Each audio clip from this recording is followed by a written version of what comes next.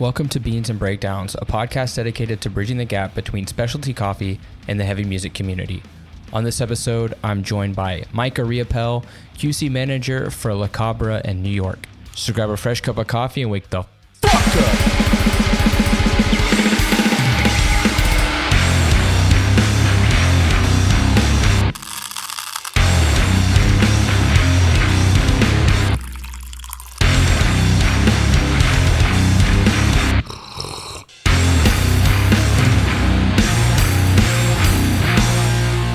What's going on, Caffeinated Crew? Today I'm joined by Micha. If y'all knew what just happened, it explained the laughter. But anyway, so it's a little bit different, and I'm gonna warn y'all, it might get a little nerdy and dirty on this one, just because Micha works for literally my favorite coffee roaster on the planet, La Cabra, and he's a QC manager. What's up? How's it going, man? Can I tell you, when I opened up the package that arrived from La Cabra, it was like a heavenly day, because I had just gotten back from a show. Like, I was playing out of town. I was so happy. That's sick. Was it waiting for you when you got there? Yeah. So my wife, they hit me with duties. Oh, no. Dude, they're ruthless with UPS duties. We tried to avoid it. We marked it as a gift. Mm-hmm. I know. I checked. I was like, y'all are some villainous. Anyway, but my wife was like, $40 something for coffee, and I was like, yeah. Fuck, dude. I was like, it worth it. I'm gonna make it up to you, dude. I'll find a way to Come on, it's crazy. It's like $80 worth of shit, so it's fine. I feel like shit, man. We tried to avoid the duties, but I'll just send you a shit ton of micro lots. All right. That I roast. Hell yeah. But yeah, I'm very excited. Again, I think this might be one of the nerdier episodes. Maybe not. We'll see. But what do you have sipping? You're slurping over there. So I'm actually drinking a couple of coffees right now. Yeah. So we just put this Alita Estate Geisha on the menu for the weekend. We're kind of just running it through Memorial Day weekend. It's an anaerobic process Alita Estate Geisha. Really nice,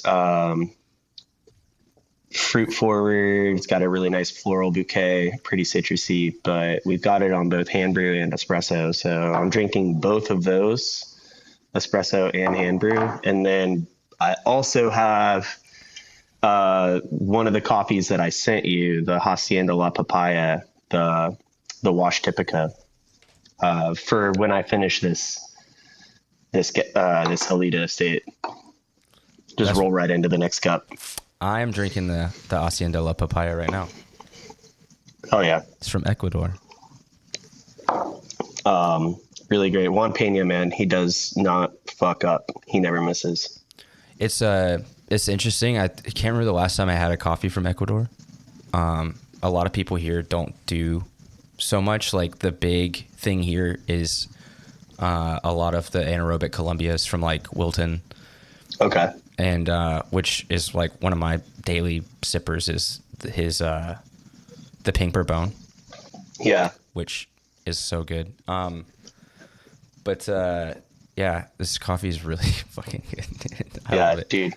It's kind of like my ideal cup of coffee, right? I love a good washed coffee first and foremost.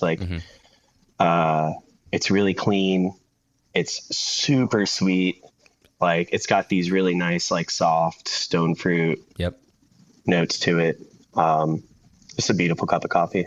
I brewed it probably 40-ish minutes ago, and I've just been slowly sipping it. And it's the colder it gets, the more stony fruit it gets. Yeah, it drinks really well on the cool, for sure.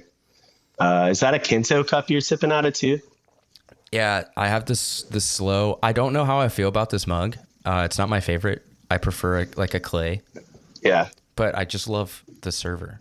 The server is sick. I've never actually drank out of the cup, but I really do fuck with those Kinto range servers. Yeah. We sell them here. We don't use them on bar though. We're afraid to. They're too fragile. Yeah, that it scares me every time I take it out, and I don't usually pour into it. I usually use my decanter first and then pour into the server from the decanter. Just because I know my cat will break it. Like, Yeah. he breaks everything, and he's a demon of chaos. But the mug is not as satisfying as I hoped it would be. Yeah. I usually actually use the Husky cups. Yeah. The ones that have the ridges, and it's kind of like recycled plastic. They come. Oh, yeah. So I usually use those just because I like how it feels in my hand. Yeah. Or it's like a texture thing, you know? Or an EcoMate that I have from Dark Arts. Okay. Like, the plastic. Does that have a cool ass design on it? Yeah. I might, it's in my dishwasher. But yeah, it's got like a tattoo design. It says like World Power on it. Yeah. And it's like a dude like a baby lifting weights. And it's pink inside, so every coffee tastes sweeter. Oh yeah. Dark Arts does some pretty cool branding. I have a bunch of funny shit from them because Blair was working there for a while, and he was their wholesale manager, but he's Canadian. Yeah, I like. They're almost like a meme driven coffee company. Yep. And I got a lot of respect for that. I have a giant bumper sticker from them that says, "Oh, you like Dark Arts? Name 3 coffees." And it's like a dude it's like a dude holding like a devil holding a gun. Dude, that's so great. I have one of Snoopy riding a motorcycle and flames going down the sleeves, like a shirt from them. Like I have that's like not even coffee merchandise. That's just a dope shirt. The Outbreak shirt that they made, it just says Outbreak on the pocket, and then it has like Dark Arts underneath, and on the back it's just a giant halftone print of a pit bull. Yeah. Yeah. Outbreak like the fest? The fest. Okay, I was gonna say like do they do Outbreak Fest? Yeah. They like table there. They have 2 tents, and then shit. All they do is espresso, and you can have it cold with milk, hot with milk, or Americano.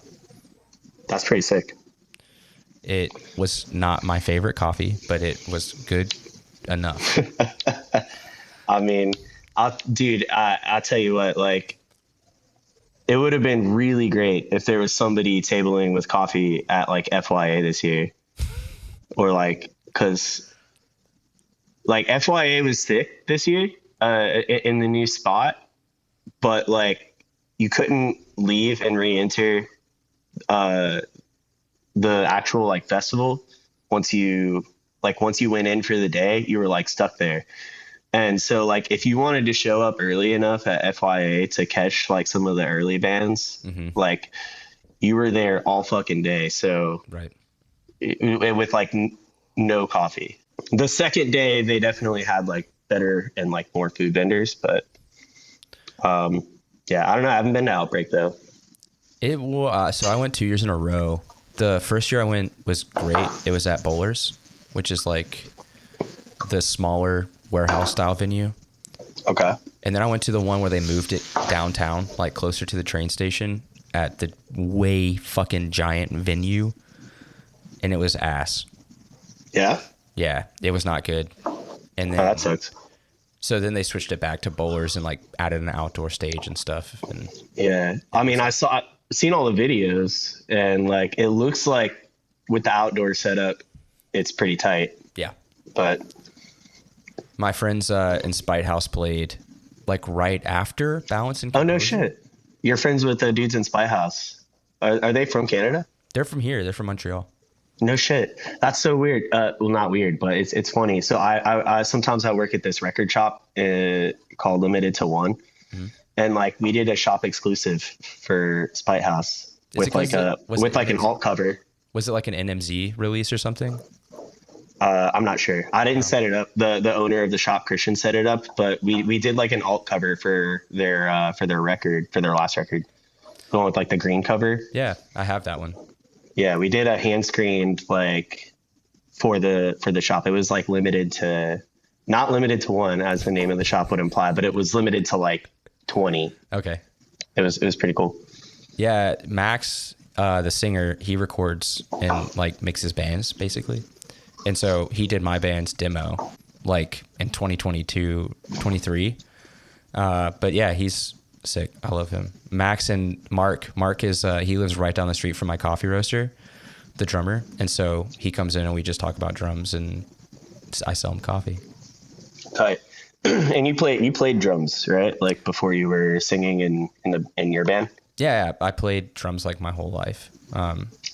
But now I sing. I'm trying to, my other band I was playing drums in, and then I had to switch to bass because the bassist moved to Australia. It's like a long story. No. But I want to get back on drums. I love playing drums. You don't play any bands? I mean, I'm like working on I'm currently writing with a couple of guys here. But no, I haven't really I've mostly been like an auxiliary, accessory to hardcore, I booked shows when I was like in high school and then have just always, mingled with the scene, and tried to be involved. But, yeah, I don't know. I played in a band in high school. It was bad. Every high school band is bad. Yeah. We were called, X Carry the Flag X. Yeah. It sounds hard though. I'll be honest. Yeah. And then now we're just like everybody that was in that band also broke edge. So, including you, including me. See, nobody's perfect. I've got friends that are coming up on 20 years. Dude, I got so much respect for the lifers. I couldn't do it. I was a stay true till 22 kind of guy. Same. I can go to a bar and drink. Thank you. Yeah. It's easy to be edge when you're 17 living in. Yeah, right. Even in high school, me and my friends were like, "Yeah, we're straight edge." It's like you can't even buy cigarettes. Dude, yeah. Like you're straight edge by fault, not by choice. There you go. Yeah. Anyone who not shit talking anybody who. Oh, go ahead. Sorry. No, I mean anybody who claimed after 18, that's a real one. Yeah. But people who have said they're straight edge, they've never drank and they're straight edge. Like I have a few of those, and I'm a little suspect. It's like you don't even know what you're missing out on. I mean, I'm not gonna like shit talk it because I think that for those people like that, that part of their identity is like really important. Mm-hmm. But I will say, like, I mean, you like enjoying like a really nice wine or something is fucking, it's nice. It's cool. Is this a foreshadowing to you go hardcore coffee wine pipeline? Oh, dude, nah. I like wine. I like really good wine. I don't think I could ever work in it. Because coffee money is good. It is, but like alcohol money, way better. Way better. The margins are so much. The margins on coffee are razor thin. Yeah. Producers got to get their bit. It touches a lot of hands. Yeah, I don't think that I'm refined enough a person to work in wine. Like there's this wine importer I really like that like is kind of frequently looking for new like reps in New York, Zev Rovine, and he imports a lot of really great wine. But like, I mean, dude, I've got a bunch of shitty tattoos and I'm missing teeth. Like there's like fucking. You can do it. You're perfect. Thanks, man. You're perfect for wine. Dude, I appreciate that. You know the band FaZe? FaZe with a Z? Yeah. FAZE? Yeah. So the guitarist of FaZe he's like a full sommelier. No shit. And he's opened up a few spots. I think he used to work at Van Papillon. And then he opened up a place called Salle Climatisée, which means air conditioned room. And then that place I think just shut down, and he's going to, and he just opened another spot with the singer, I believe, or another guy that's in punk. All right. I love that. I mean, I think being in New York City is definitely a good spot to be in if that's what you want to do. I just really like, I love coffee. It's also kind of the only thing I've ever been good at, like feel like that. You mentioned that like, hardcore to coffee pipeline, and I feel like that's a common route for a lot of people who are into like heavy music in general, or music in general, right? I mean, I feel like when you grow up and you're either playing music or you're involved in music, you kind of have like a few easy options to go into if you want to be a part of that. Like you could be like a tattoo artist, a barber, or like a barista, you know? And like I need two of off a those. tour. Exactly. And like two of those jobs require a lot more like skill and like ability. And one of those jobs just requires like, a vague interest in like brown water. So I chose the path of least resistance, and kind of stuck with it for 14 years. So that is the truest of statements, because it's like, how many straight edge hardcore dudes do you know that are barbers now or tattooers? Bro, so many. Everyone that I know, I think my barber is straight edge. Actually, half the barbershop are straight edge hardcore dudes. I think like everybody that works at the tattoo studio that I most frequently get tattooed at is like an X straight edge, like a hardcore dude. Yep. Who played in like bands that I listened to, or like worked at like a label. Vinny Stigma. No, I'm just kidding. Nah, dude. But actually the guy who like tattooed my stomach, he used to work, I think he used to work at like Equal Vision whenever he was like in high school. Is he from Troy? Yeah. Okay. Yeah. He's really cool. His name's Ryan. That's sick. Yeah, and he's like good buds with all the like closed casket guys. Mm-hmm. Yeah, I'm hoping that like, if we write some music with this project, I can like slip him the demo and he'll slide it their way. That'd be pretty tight. Send it to me. Oh, I will. I'll send you the shit that we have now after this call. Yeah, that'd be sick. August, hopefully. Let's talk some more about coffee. The New York coffee scene. It's a little oversaturated. Is it? No, I'm just playing. I don't know, man. There's some heavy hitters. I feel like, I think like there's only like two cities in the United States that I would want to drink coffee in at this point, and it's New York and LA. I am not a fan of LA coffee. I'm not a fan of LA in general, but I'm a fan of LA coffee. Maybe that's the sentiment that I'm feeling, because I've had coffee commissary. All right. I've had Canyon. Canyon's good. Canyon's good. What's the other one that I fucking had? It was like North Hollywood. It's not Verve. I'm not a big fan of Verve. I like the culture at Verve. But also like, as much as obviously working at La Cabra, I feel like I have access to, I'm very privileged to have access to like some of like the best coffee.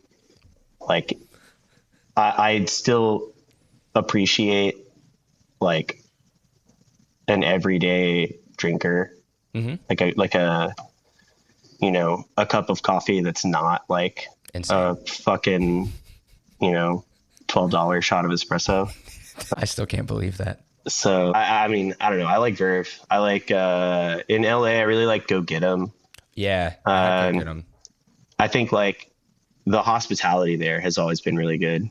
And I'm not sure why that is, because I feel like the hospitality in LA is usually butt cheeks, but like at Go Get 'Em, I feel like it's always been really good. And I'm wondering if that's like in New York, a lot of the people that are working in coffee, and like a lot of people that we hire to work at La Cabra are like transplants. A lot of them are from like the Midwest and the South. Mm-hmm. You know what I mean? And obviously any major city that you go to, like LA, Seattle, Chicago, New York, like you're going to have a fair amount of transplants from like these regions of the United States that I feel like are known for like hospitality. Mm-hmm. Right. And a lot of those people wind up working in service. So yeah, I don't know. New York coffee though, I disagree. I don't think it's oversaturated. I think that there's just a lot to offer. There's something for everyone. And I think that that's really sick. How do you feel about variety? I fucking love variety, dude. Okay, I haven't been yet. I live across the street from a variety. I had a variety coffee this morning on my way to the roastery. To coffee. Yeah. I haven't, it's been a minute since I've been in New York, and I said this to Zach, where it's like, I haven't been since like Devoción got bigger. Yeah. And then like I've never really hung out in Brooklyn, which I feel like is where the coffee places that I want to go to are. Yeah. So I need to be intentional about getting over there. Yeah, dude. I mean, if you can get a show here in like Brooklyn or Queens, yeah, well, I'll take you around. We'll go get some coffee while you're here. I gotta hit Say. Say's like an OG. Yeah, I gotta say, like, they weren't the first people to do like light roast coffee, but they were probably the first people in this area to do it and execute it really well. Mm-hmm. I think that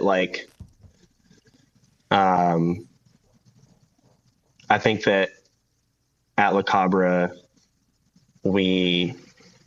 even though we didn't open in Brooklyn until last year, like we opened in the East Village originally in New York. But, I feel like because Say existed and like created a market for like light roast coffee, and just generally like, kind of more expensive, higher quality coffees, like, with like a focus on the coffee and like the hands that produce that coffee.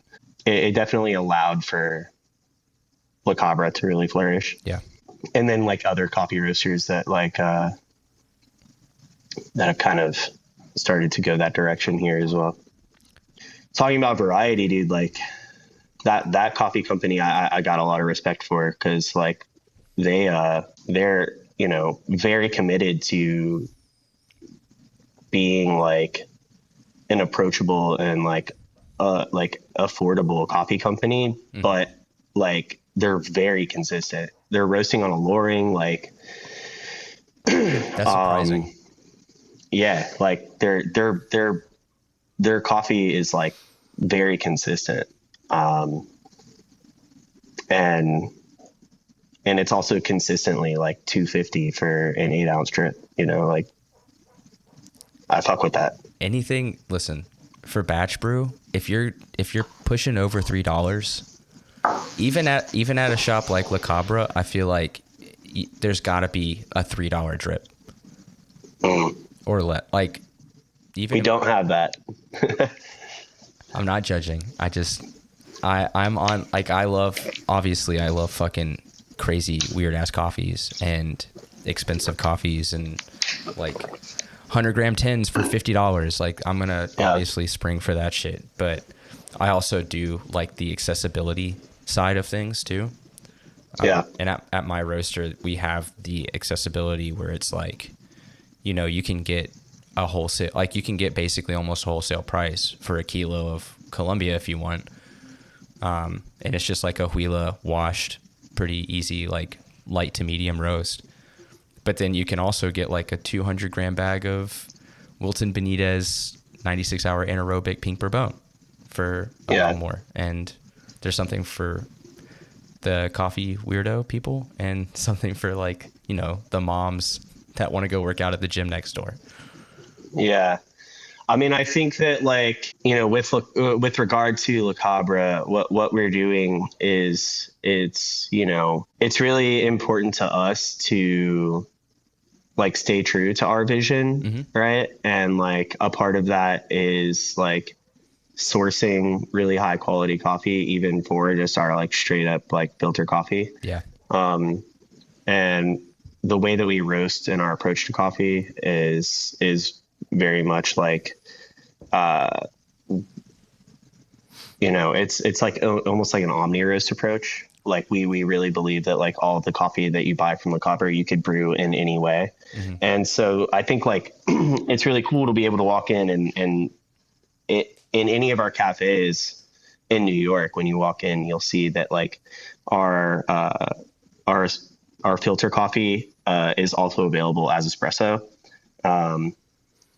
But it's usually like one of our more premium coffees. And that's really, I mean, I think it's pretty cool. Yeah. But like the beauty about being in New York is there is something for everybody, right? Like, so like if you walk in and like you're really put off by the price, it's worth it. But like, it's also okay because it's not for everyone, and so, you can go somewhere else and get a good cup of coffee for less. Yeah. Get out. No, I'm just kidding. No, that's not the vibe. No, I'm just kidding. I'm just playing. Yeah, we are very much like a hospitality first company though. Yeah. I try to like, really emphasize that whenever we're bringing new people onto the team. Like, I mean, you kind of have to be when you're selling a cup of filter for $5.50, right? Like, you need to make sure that every single part of the experience is like a memorable one, and like memorable in a good way. I mean, obviously you can have a lot of people will remember like the worst shit, but they won't remember like anything good about an experience that they had. And like, we want to curate an experience for every guest that walks through the door that's like the opposite of that. So for us, that's like see-through service, right? And that's like taking all the time in the world that we need to like talk about coffee or talk about any of our pastries, like with a guest when they get to the register, and then like keeping that conversation going every step of the way until we, hand them their Alita Estate Gesha hand brew they paid, $12 or $14 for. $20. No, I'm just kidding. I think I can't remember what I got at the what I got when I was in Aarhus, but it was like 60 kroner, which is about $20. That sounds about right. Yeah. $20 Canadian, so like 14 US. Yeah, US. I was gonna say, wait. Yeah, I gotta say, coming to Canada, I love coming to Canada and spending my US dollars there. Rich millionaire. I feel like I have so much more money than I actually do anytime I'm there. That's how I felt when I moved here with my American bank account. I'm like, everything is $5. And, now that I'm fully assimilated, I'm like, I can't go to the U.S. anymore. It's too expensive. But yeah, Chick-fil-A so expensive. No, I'm just kidding. It's not that expensive. Y'all have Chick-fil-A in Montreal? Not in Montreal, but in the rest of Canada. They're just like, fuck the French laws. We're not coming. No shit. That's what they said. I've never seen a Chick-fil-A in Canada, but I guess I'm not looking hard enough. It's in Toronto. Also, like, I'm in like Ottawa, like most of the time when I'm there, fucking there's like kind of not a lot there. Ottawa, shout out Little Victories, but other than that, I don't know. I mean, I feel like there's little pockets of Ottawa that are pretty cool. There's some good record stores. Yeah, I mean, like, maybe I haven't looked around enough. I mean, I don't know. What are the pockets? What are the pockets we're talking about here? Anytime I go visit my family that lives there, I always wind up like going to the same coffee shop. It's fine. It's called Ministry of Coffee. Oh yeah, that place is. They're like a multi roaster. I feel like I've seen some really good coffees on the menu there, and then I've also had some coffee there that was like kind of mid, but But I think they do a good job. I mean, they're definitely like filling a void in that part of Canada. You haven't had little victories? No, I haven't. I mean, I've definitely felt little victories throughout my life, but well, you gotta feel that little victory hand in Ottawa. Yeah, it's really good actually. All right. And they're very hospitality forward. Like it's 100% a unicorn in that city, in the sense of like they have a couple of shops, but they roast. They're maybe like they roast their own coffee. Mm-hmm. They roast there. Cool. They have a beautiful shop like right next to Parliament.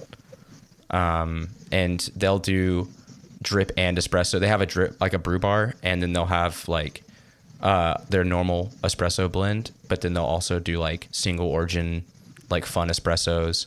Last time I was there, we were talking, like I was talking with the baristas while I was waiting on my drip, and she like offered me and some friends like their single origin. They were trying to get it dialed in. They're like, we have some shots if you want to try it. I was like, hell yeah. Tight. So yeah, I'll have to check that out next time I'm there. Slayer double group head. Man, Slayer. I feel like Slayer is almost like a relic at this point. Everybody's moved on. What a contentious relationship they have with the coffee industry. Dude, you love or hate a Slayer. I love the band Slayer. It's fucking Slayer. I think that Slayer is the coolest name for any manufacturing company in coffee. Like, but like, I don't want to work on one. No. And not in like a cafe setting, at least. Getting a service on a Slayer. It's yeah. Good luck. Yeah. Right. Like, especially, I feel like especially there, right? Like, I mean, obviously, like when you get outside of major cities, like the amount of people who are like certified to do technician work on anything gets like that pool gets smaller and smaller and smaller. Yeah. When you're talking about like a company like Slayer or like, fucking like Keys, right? Like people that can work on those kind of machines in a small city like Ottawa, there's got to be one. Like there's one dude doing all that work. Yeah, it's Otto. He's certified in Ottawa. That's Otto from Ottawa. He works on Keys in La Marzocco. Nice. Good for Otto from Ottawa. Super good nice. For Ottawa that Otto is there. Super nice guy. Yeah. So I'm in Ottawa. I got to go to Little Victories. Where do I got to go if I'm in Montreal? What do you want? I want like best. All right. So my order when I walk into any shop, I'm always going to get an espresso and I'm going to get a filter coffee, and then I'm going to judge the absolute shit out of it. You need to go to Even. Where do I go? Even? Yeah. All right. It's like one of two fourth wave shops in Montreal. It's in the middle of nowhere. It's near nothing. Okay. Like in an industrial area. Mod bar and all of their drip coffee is manual. All right. They roast themselves on an IMF. Like they're doing like hand brew? Hand brew. For everything? Yeah, everything's on, I think they're doing V60. They're either doing V60 or Kento Slow. And then they're roasting on an IMF 15 kilo. Ooh, small batches. Yeah, well, I mean, my roaster's on a 5. Ooh. No shit. On a topper. Wait, I heard you say you guys are buying a P12 though. We have a P12. We're just waiting on the install, but it's like a fucking pain in the ass. Oh yeah, I mean, it'll definitely you'll feel a lot better on that though. Mm-hmm. Yeah. Right now there's a co-op in town. Are you familiar with Andy? Oh my God, Andy Kiris? No. So he runs the Canadian Roasting Society and Cafe Myriad, stuff like that. But he opened it with Scott Rao. Oh, okay. And so they started with like, I think a P12, then they got a P25, and now they've got like a fucking 60 kilo Probat that they do white labeling on. But we did a profile on the 25. So we've been roasting most of our like heavy duty coffees that move over there. Yeah. All of the micro lots and like our Tanzania light roast, our decaf, that's all roasted on the 5 kilo, and I handle a lot of that. 5 kilo is not a lot of coffee. It is. It's really not. It sounds like, well, also like that's just your rated capacity. You're never actually going to roast 5 kilos in that. You know what I mean? Oh, I roast 10 pounds, 10 pound batches. Damn. Yeah.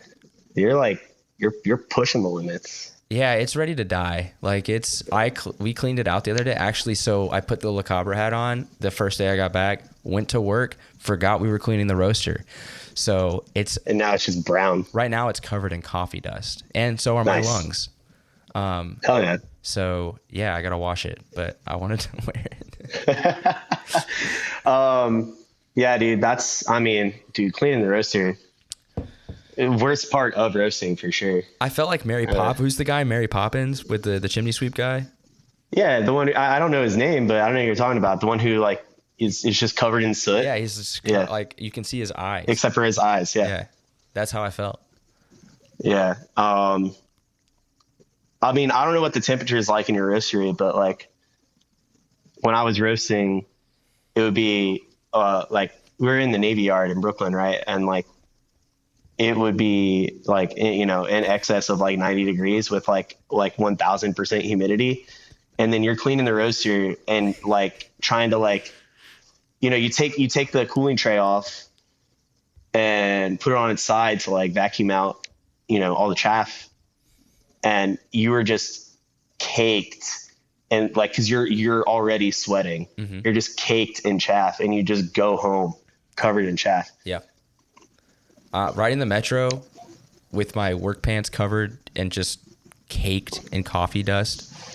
Luckily I had a different shirt so I could change my shirt, but my pants were fucked. Yeah. And my hat. And everybody's just like looking at me like, why does this guy smell like an ashtray, like a coffee flavored ashtray, and look like he is from Mary Poppins just cleaning chimneys. So, I mean, dude, at least, you know, I gotta say, right? You see a lot of kids running around in hardcore wearing like fucking Carhartt double knees and shit, but they don't actually do any like hard work. And at least yours are getting the hard work. So I try to explain this to people. I'm like, is coffee a trade? I think it is, because you got to be skilled. It requires training. It's not like I'm like, even being a good barista requires training. And I know some very nice baristas that maybe need some training. Anyway, but like roasting and like doing coffee production is very different. I don't think people realize that you got to be able to lift like 70 kilos, and you got to be able to fucking, you know how to clean and know how to work with gas. Yeah, I think it is, it is a skilled trade in general. I think that like a lot of what happens in the service industry is skilled labor that people like take for granted, but especially when you get onto like the production side of things, you know, like roasting in particular, or like tech work, right? Like, I mean, you have to like, well, I mean, I was going to say you have to like go to training to learn how to like take apart an espresso machine, but you can learn most of that on YouTube nowadays. Yep. It still takes practice and you know, I mean, a reasonable amount of skill, not to like electrocute yourself or blow something up. Just unplug it. Yeah. Right. Unplug it first. That's like a La Marzocco PB might be the easiest machine to get service on. And even our tech is like, yo, you can just like learn this. I'm like, I don't want to take the time to do this. Yeah.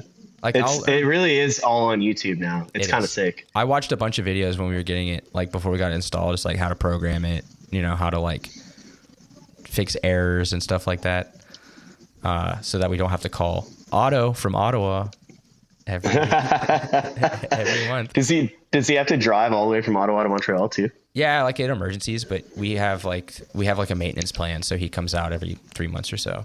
Anyway. Okay, cool. But then we have a guy in town that also we can call if we need. Tanner, what's up? So it doesn't roll off. Tanner from Montreal doesn't roll off the tongue as well as Otto from Ottawa. Otto from Ottawa is perfect. Yeah. But yeah. All right. So I'm in Montreal. Yeah. Sorry. I'm going to Even to get coffee. Yeah. Now, where am I going to get wine? There's some good wine bars. I've recently gotten into wine. I was not into it very much until this past year. If you want expensive wine, you can go to Vin Papillon, which is like one of the best wine bars in America. You know, and that's punks pursuing Michelin stars. I want to do that. Well, they're not there anymore. You can go to Taboo. Oh, okay. Try to get to Taboo. And then you've got like, there's a couple, like Vin, which is just wine 3 times. Yeah. There's another place I've been wanting to try, but it's saved in my map and I can't pull it up right now. I'll have a list. I have like a Google map I can just share with you.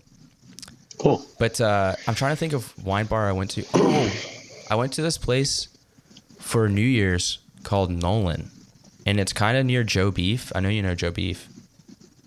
No? Oh, dude. What's Joe Beef? Joe Beef is like, it's the dudes that like kind of changed Montreal culinary vibe. Like, all right. They were serving like oysters on radios, like old vintage radios, and like it was kind of like laughing in the face of like the whole fine cuisine, like French fine cuisine in Montreal. They're kind of like, we can just make a double down, but with foie gras buns. Huh? What do you mean by a foie gras bun? Like you know, a bun, like a KFC like double down. Yeah. Where it's like 2 pieces of chicken in the chicken. bun. Yeah. So instead of that, they put foie gras. That's fucked. That's kind of funny, dude. I feel like eating that would I might have like a pulmonary embolism. It's like 2,000 calories. That's crazy, dude. That's a big ass boot of water you're drinking. It's my pint. It's like a brewer from Kingston, though. I like this place. I do gotta say, man, like one of the best things about La Cabra, apart from the coffee, is like our bakery fucks. La Cabra bakery is the cheesecake. That batch cheesecake. Yeah. About the crustless one. Yes. Yeah. We don't have that on the menu anymore. It was like seasonal, but I thought it was really good. It's the best cheesecake. I mean, my favorite is we have this thing. It's called a pain suisse. It's like dark chocolate chips with vanilla pastry cream in it. Mm-hmm. It's so good, dude. It's so rich and like decadent. I eat like one a day, which is unhealthy. It's a lot. It's like a lot of that's a lot of calories.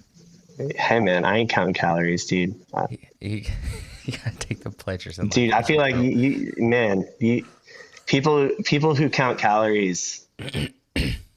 I'll tell you what, good for them, not for me. I have to. I try to. I have very, very little willpower. I also have very little willpower. I just give in. Oh. You know. But do you work out? No, but like I think like being here, I don't know, like I'll ride my bike to work and shit. Okay, that's like 6 miles, 2 directions, right? Like if I'm going to one of the shops in the city, like, you just get it in when you can. I don't work out. I don't want to pay for a gym membership. How many kilometers is that though? No, I'm just kidding. Dude, fuck if I know. We actually do all of our, like, everything we do in coffee in general, like in coffee, even in the US, like everything you do on bar is in like milliliters or like grams. Right. But then like at La Cabra, even like all of our bags are kilo bags. Right. And like, we sell like a 200-gram box of coffee, but other than like volume measurements, I do not understand the metric system at all. It's easier. That's what they say, but hey man, you're from Georgia. How hard was it for you when you moved there? Not hard. Really? Yeah. And I speak Celsius now. You speak Celsius.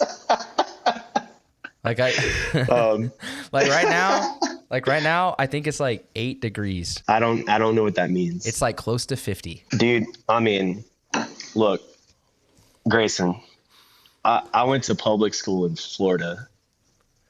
I'm about Georgia.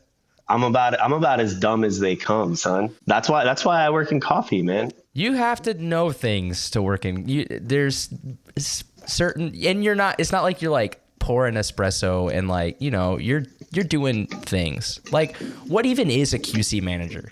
Well, as it applies to La Cabra, essentially it is like the person responsible for ensuring that the coffee that we're brewing in the cafe reflects La Cabra's vision, mm-hmm. which is one that is like really focused on the raw ingredient, right?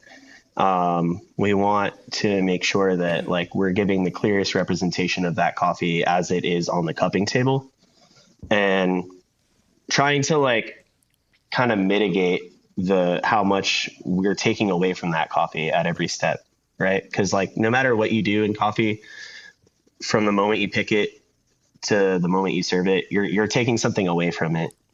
You know what I mean? And like, we want to minimize our impact so that we're really showcasing what that coffee is supposed to, like, you know, the farmer's vision for that coffee. Right. Right. And then in addition to ensuring that the coffee on bar tastes great, it's also like very involved, like education and training. So, you know, I mean, I'm pretty like, I'm newly appointed to the role, but the role itself is like also somewhat new. Like we had a QC manager, but he's now actually like, he's moved up in the company, and the role now is a little bit more focused than what it was previously. I would say, like, as the company's grown and continues to grow, like you know, everybody in leadership is kind of like becoming more focused on like their role in the company and their aspect, rather than like previously the person in my role was almost like a catch-all for like everything, almost like, you know, doing too many things at once.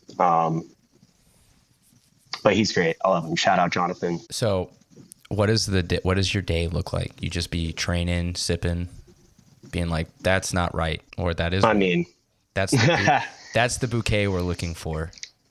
Yeah, I mean, I think like it's you know, it's tasting everything.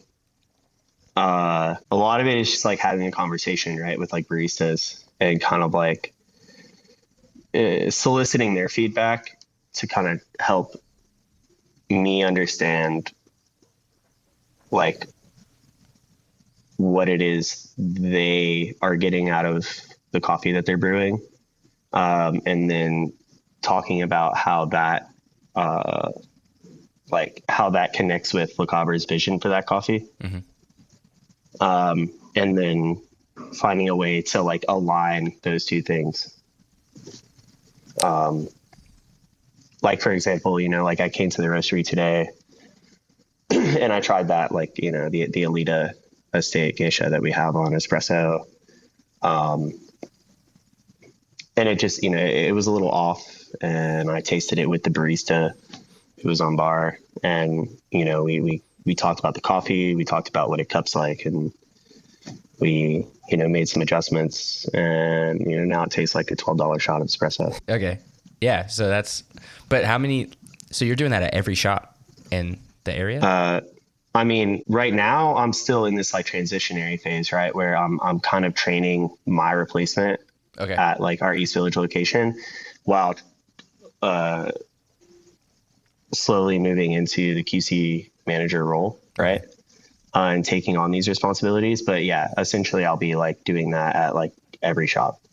How many? I'm not entirely sure like what my like work week is going to look like yet, because we're like in like a transitionary period. But right now we got 3 shops. So we got like the East Village location, which is our bakery. That's our like first location in New York. And we have the shop in Soho. That's the busiest shop that we have. Probably globally our busiest shop that we have. And where I'm at now, we have a roastery and cafe in Bushwick. It's our newest space, opened like September last year. Damn. I think it was September or October, one of the two, I forget. But yeah, I mean, the roastery space, I heard Zach say it's like a library. It is cavernous. It is beautiful. It can be a little quiet. I can understand why he had that impression. If it were like a library, it's like a library with a lot of really nice like Scandinavian furniture in it. Yeah, that's but he's never been to the OG shop, which is essentially a library. Fair. Because have you been? No. So there's two. I think there's two outside of New York for some reason. Where they're from, there's two shops. Like there's one in, we've got like Copenhagen and Aarhus. Yeah, in Copenhagen's not a shop. No, it's in a clothing store. Yeah, it's in another aspect. So another aspect actually makes all of our like barista shirts and our hats and like tote bags and shit. It's high quality. Yeah, it's pretty sick. But we actually have shops too in like Oman. I didn't know that. And like La Cabra is like a global brand at this point. Yeah. I've only been to the Danish It's shops. happening. Which yeah, I haven't been. I mean, I'd like to go at some point, and I think like it would benefit me in this, you know, in the QC role to kind of spend a little time with like some of our guys in Denmark, like Victor, who oversees a lot of the coffee program for La Cabra, like globally. He's like won like the Brewers Cup in Denmark a couple times. Yeah, he was there when I went, but like they were like, "Do you want to talk to him?" I'm like, no, I don't want to bother him. Just like some fucking rando walks into the shop being like, "Yo." So, but I'd just be like, send me to Denmark for a week, and then you can spend like a few days in Aarhus and a few days in Copenhagen. Yeah. I mean, I would like to do it. We've done like an exchange program with our roasters where like one of our roasters from Denmark, like from the roastery in Copenhagen, came and like stayed in our roaster in Bushwick's like apartment, and he went to Denmark and like stayed there, and they like spent like 2 weeks like in each other's space, which is really interesting. I don't know that I would want to do that with like Victor. It's very European. It does seem very European to do like an exchange program of sorts, but I will say I met somebody at a bar in Copenhagen. It was like this like older French teacher, which was super random. But she was like, "Oh, next time y'all come, if you want to, we can apartment swap, and I'll stay at your place in Quebec, and you can stay at my place in Copenhagen."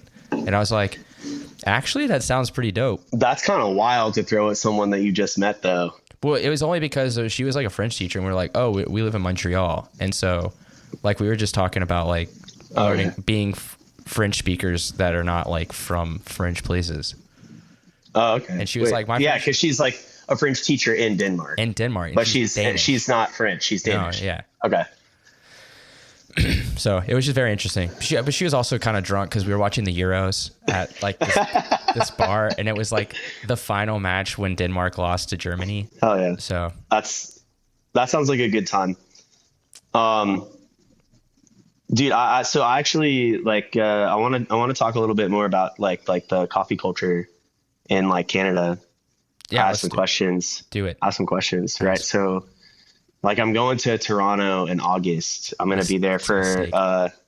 I just don't like Toronto. Anyway, keep going. So like that record shop I was telling you about, Limited to One. We're tabling at New Friends Fest. Mm-hmm. Like we sponsored the festival. We did it last year too. But I felt like when I was there, like I didn't know where to go to like look for coffee. I pretty much just spent like every day. I just went to the venue, and then I would like go get like a sandwich and then go back to the venue. Is there? But this year, I think I'm gonna have it's at Lithuanian House. I think I'm gonna have a little bit more time this year because we like already have done it and kind of know the drill. Right. So I just I want to know where I should go for coffee. I mean, I got the record shit down. I went to Emissions. It rules. You went to Emission? Yeah, they actually table next to us at the festival. Did you go to the one that had a Black Sheep in it? Not Black Sheep, sorry. Not Black Sheep, Major Treat. I went to the basement one. Okay. They had another shop that had Major Treat, which was Hambone, who used to tour manage for like Goldfinger and stuff. Yeah, I know they used to have that with they had that sick ass neon sign that was like the Minor Threat logo. Yeah. Yeah. So yeah, I think that shop closed, if I'm not mistaken. It did. They Yeah. closed both. I think they closed all of the major treats because it was just Phil and Seb coffee, and like it was usually just a bar in front of like where. Okay. So there's a place that you could hit. I've never been here, but it has really, really fucking good reviews. High Notes Coffee and Vinyl. High Notes Coffee and Vinyl. All right. It's like literally, I think it's maybe a 5-minute walk from Lithuanian House. There's also Ethica Coffee Roasters is right around the corner, which is you have to hit that. Ethica with an E, not Ithaca. No, Ethica, like ethical. Ethica. Okay. If you have time, there's a spot that's like kind of close, but it's like further north towards the highway called Subtext. That's my favorite coffee roaster in Toronto. All right. And I don't even know if they have a shop. They do. They have a shop now in the roaster.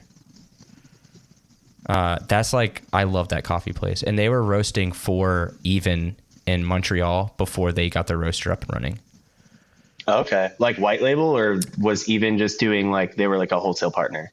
No, they were white labeling, like, but Okay. I think they dialed their profile and everything. And so they phased out once the IMF was commissioned. Yeah. And then, but there's so much coffee. You're going to find a lot of pilot shops, like shops that sell pilot coffee roasters. Yeah. Pilot's good, like, especially recently. And then anywhere you can find DeMello. Okay. DeMello. I've had Pilot before, What do you think? but it was fine. It's it wasn't decent. bad. They have their normal, like they have their like, I don't know if it's traditional or what they call it. And then they've got like some like higher quality stuff. Like I had a Amargo Gipe from Guatemala from them recently that I'm still drinking a bit of. It's really good. Oh yeah, I'll check that out. DeMello's sick. You'll have to send me this list. But message me up. I'll send you. I have like a map. But yeah, where you're gonna be, because I just played a show at the venue across the street, Toronto style. Okay. And it's like in the middle of like the halfway like scary, creepy, and then halfway like cool area. Yeah. So there's obviously going to be coffee shops and cool bars and stuff. But yeah. Yeah. I mean, I remember like last year when we did the fest, I had to like leave to go buy shit like multiple times because we just like we needed to like make signs, and like we showed up really unprepared. We had everything. We had like everything that we needed to sell, but like nothing that we needed to like market that or we all we brought was records and like a sign that said limited to one. And like and so I had to like leave multiple times, and I was like walking down this like I don't know what street it was. It was like a main street like right around the corner from Lithuanian House. It was like pretty fucking wide. Explore. And I remember thinking like, wow, this I feel like I could get hit by a car or a person at like any second. Like this it was it felt a little sketchy. But then I got like 3 blocks further down that street, and it felt like fucking Ottawa. Mm-hmm. It was like a little neighborhood. It's interesting. Like, I don't hang out in Toronto often. I usually go to play a show and then leave. I've spent time there, and it's definitely not my vibe. It just feels like a really big city, but there's pockets. Like Kensington Market is cool. Okay. There's a bunch of like small food stalls in like a kind of a half a mile square radius. And like last time I went, I had really good tacos. Really good tacos in Toronto? Surprising. But they had tripe tacos. All right. So got those. I fuck with tripe tacos or lengua. They have lengua. All right. They also have cabeza as well. All right. So I had yesterday for lunch, I had quesadillas. It was 2 for 1, so I got tripa and cabeza. Nice. It's a happy boy. Anyway, Toronto's got cool stuff. The coffee in Toronto is good, I will say. So Subtext and Ethica are the 2 that I kind of gravitate towards. My favorite espresso I've had recently was a natural Ethiopian that was on espresso at a shop that served Ethica. But you had that in Montreal. No, I had that No? actually in Hamilton. Oh, okay. Hamilton. I like Hamilton. Nice. Hamilton is scary. I feel like Hamilton is like, Hamilton feels like it almost feels like a suburb of Buffalo. It does feel like a suburb of Buffalo. It's gross. But I love it. But Buffalo's tight. I just played Buffalo. We played at a skate park. Hell yeah. And it was pretty sick. Had 50-cent wings after. Like, wait, at the skate park or just? No. We went to this dive, and it was called like Porter's Place. And if you bought a beer, you got 50-cent wings. Was there a limit? Because I fuck up some 50-cent wings. No, dude. I think I had, but they were fucking giant. I had 10 wings, and then a beer, and my meal was $9. Dude, it's crazy. It's almost like Buffalo's not a part of New York, but it's also not a part of like Canada because it's so. It's just it exists. Yeah. It's the Niagara region. It's like everything. So gas prices are the only thing that still follows in the U.S., but food prices don't. Yeah. I love upstate New York. Dude, it is like, it took me a while to really like appreciate it, but now like I fuck pretty hard with upstate New York. We even played Plattsburgh, which is the city that is like exists because the border is there. And we played like this really small bar, but they were like, yeah, you can get any Killian's Red is free. And what? Yeah. So for bands, Killian's Red is free and you get free food. They were like, that's a sick deal, dude. And they still paid us from the door. And I was like, what the fuck are y'all doing? How are y'all making money out here? Dude, how many people showed up for the show? It was like maybe 30 or 40. And it was a fucking tiny little bar on a Sunday night. That's a pretty good turnout. I mean, I would say for like a dive bar on a Sunday in the middle of fucking nowhere. Yeah, it was insane. Yeah. We gotta like how do they give you free food and beer though? Like that's what I want to know. And it's like 4 bands. So you're giving free food and beer to 20 people essentially? That's like half of the people that are in the bar. There was people, so in the venue is upstairs, and then there was a bar downstairs as well. So maybe the bar downstairs was packed. I mean, we did talk about margins on alcohol are fucking crazy, so it's pretty wild. We should move along. Yeah, sorry. We've been on this shit for like an hour. It's cool because like I like the conversation. I try to tell you, dude, it's chill as fuck. Yeah. One thing before we move on, you put on the sheet that New York bagels are better than Montreal bagels. That's very true. That is a lie. On every front. No, dude. Montreal bagels are not even bagels. Dude. They're like crackers. We don't have to talk about it. I just wanted to let you know that it's. So listen, we'll never come to terms on this. I appreciate the slicing in half of a New York style bagel, like how you can like sandwich it. Yeah. A Montreal bagel, the texture is so correct that. In what way? That it's like it's not too soft that it's hard to chew, but it's also not too crispy that it's like, oh, you gotta crunch down on it. You know what I mean? It's like, it's correct. And then I guess you just gotta have a good New York bagel, and then you'll change your mind. When you're down here, when you're down here, we'll go for coffee and we'll go get like a good New York bagel, and you'll change your tune. We'll see. Maybe the American in me will rise to the surface and be like, oh, you know what? I was tripping. Maybe. That'll take a lot for me to do. I mean, you did say you're fully assimilated. I'm telling you, I sing the hymns and praises of Montreal. Yeah. Are you a fucking Habs fan? Yeah. We're actually doing decent right now.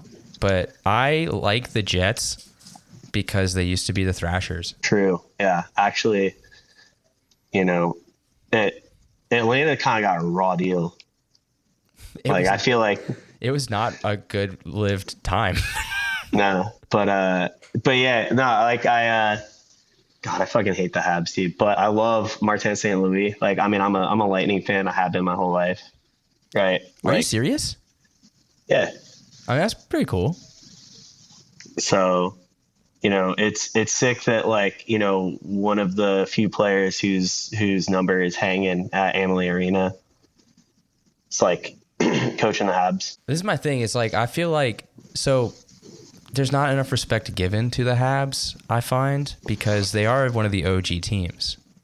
That's true. It's like the Browns. You know how people clown on the Browns? The Browns have been around for, like, literally, they were like one of the first two teams. They're named after the guy that started the team. I mean, but not all legacy things are good. We changed that. That's why we have the Washington football team. And that's why, the Chiefs might get a rebrand. And we have the Guardians in Cleveland. But the Browns can stay.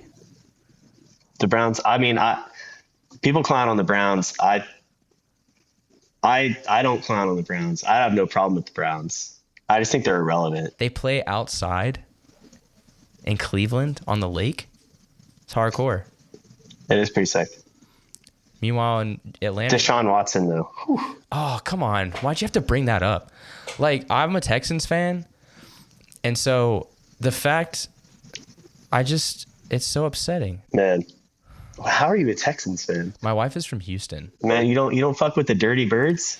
The trust that has been betrayed by the Falcons, I don't know if I can ever forgive them. I have forgiveness and trust issues when it comes to Georgia pro teams in general. The Braves are on my good side right now, but yo, dude, I mean, did you watch Acuna fucking not yet homer the first pitch he saw in like his first game back?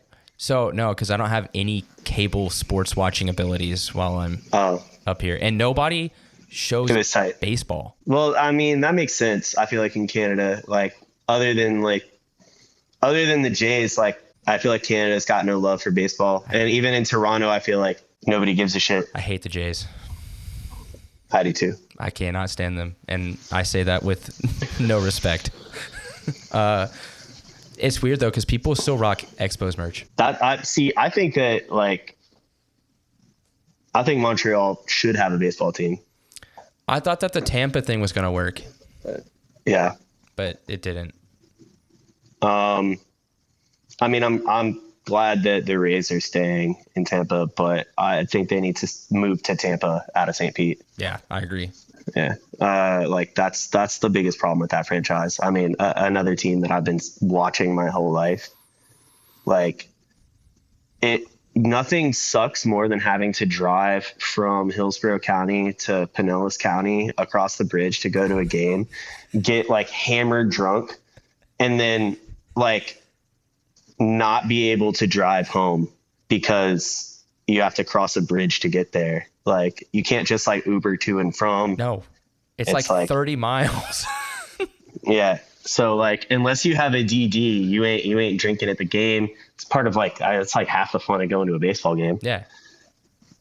And there's no public transit. Like you're not taking the bus. Yeah. No, not in Hillsborough or Pinellas County. I like St. Pete though. I've worked there for like the IndyCar race quite a bit. Oh, that's tight. That's always a really fun time. It's sick. And the beach is so nice, but yeah, like. Yeah. Have you been to Bandit? Coffee? No. Bandit's tight. They're on Central in St. Pete. They're roasting their own coffee. But like their shop, the vibes are just great. Like the coffee's good, but like the food is also good. They have a wine program now. That's pretty good. Ooh, I love a coffee shop that turns to wine. Yeah. Like a nice all day spot. Like Octane used to do that shit because they had a bar on one side and they had the roasting and coffee on the other side. And that was my shit. I couldn't drink. I've only been to the Octane in Atlanta. The one that was on Marietta? Yeah, I think so. R.I.P. I went there for like when Expo was in Atlanta. I went to Octane a couple times because it was like close to the hotel I was staying in. I love the Americola. I don't remember having that. It's a Mexican Coke with a shot of espresso in it. Well, that sounds tight. It's sick. I've never had that, but that sounds like I should go make that happen You should just do it right today. Right now. All right, pause the recording. I'm gonna go buy a Mexican Coke, and we're gonna try this drink. Today we're gonna react to I'm in a coffee like text chat with some dudes. Actually, it's a bunch of dudes from like New York and like Maryland and kind of New England, and people are always posting like photos of Sprotas, like grapefruit lime Sprota.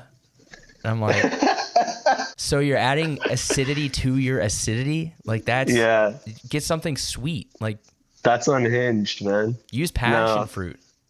Dude, I feel like for me, it's like I like it. I like it a little bit more simple. Like I just like a Topo Chico with some espresso in it, you know. Or a tonic. I'll do a tonic. Yeah, I mean, even then, like the quinine can like fuck up, like it can make a good coffee real bad, real fast.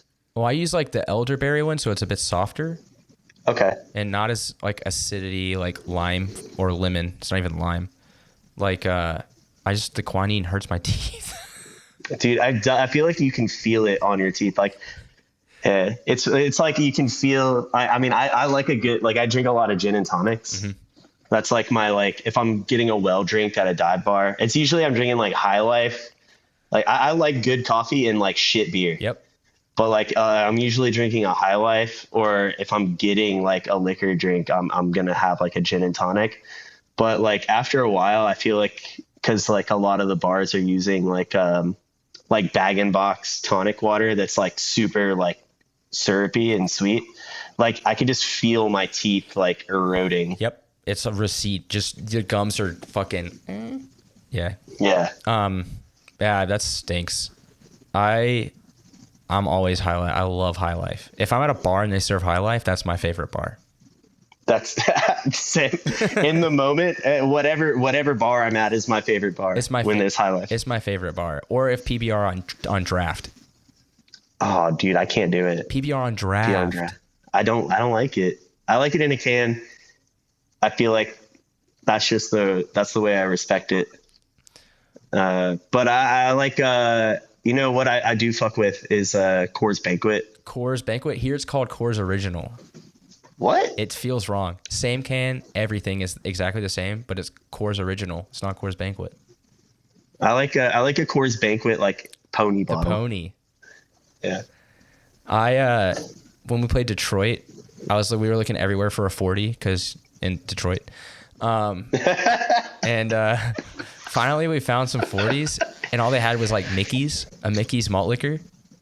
I mean, that feels appropriate. Yeah, I bought it. You know, I was like, we're gonna get a 40 of Mickey's, and a black and mild maybe. Bro, dude, speaking of Detroit, dude, like you fuck with Tied Down. Are you trying to go to Tied Down this year? I can't. I would love to go, dude. That festival looks so good. I really want to go. I love Detroit. Like, it's probably one of my favorite places we've played. The pizza is unreal. They got the like cup-ronies. Yeah, pepperoni cups, deep dish. I don't fuck with deep dish, but heavy with deep dish. That's like, I mean, the part of me that has like fully assimilated to New York thinks that deep dish is just casserole.